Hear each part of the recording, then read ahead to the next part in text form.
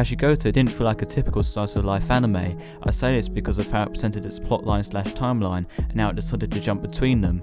The way it does this is very experimental. Mind you, it's definitely not a groundbreaking anime, but despite this I can't help but find it quite charming, and the humour is overall pretty explosive. I've only seen up to episode 10 and have had this video simmering in my head for a while now. I even recorded some off-takes about it, but none of them were substantial enough to motivate me to continue recording it that way. The anime jumps between its timelines usually at the end of each episode, and the effect it gives off is something that is still perplexing to me. This is very similar with how it presents itself. A lot of times it's a comedy slice of life anime, but which doesn't shy away from taking the subject matter seriously when it needs to. The character interactions are very entertaining, especially those of Kakushi and his co-workers.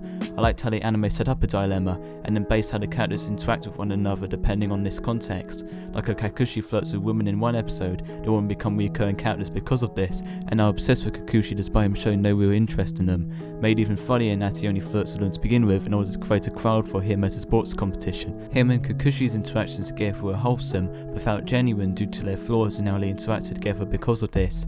For example, it suggested that she sees herself as a burden on her father from time to time, despite he literally couldn't care less. The things that she worries about are things she shouldn't be worrying about, and especially at the age of 10. For example, she gets worried when Kakushi exclaims he'll throw her a big birthday party, thinking it'd be too hard on him to do single-handedly, and so feels a burden on him until he convinces her otherwise.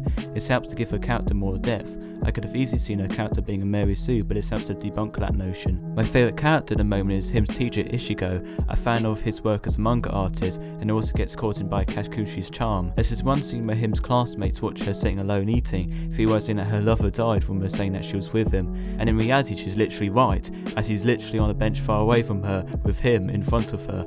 This is because he asked her on a date there, and it was really just a lie so that she could know that him was doing her homework by having to watch her.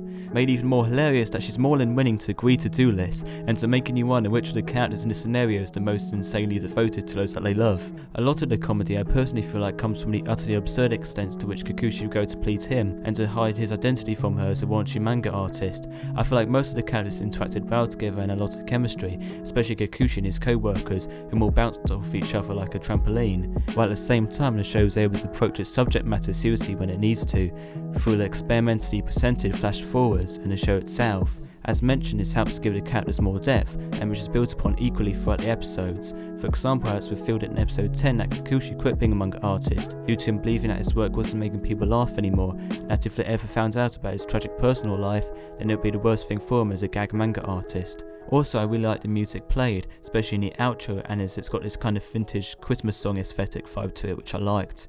In conclusion, I'll definitely recommend it.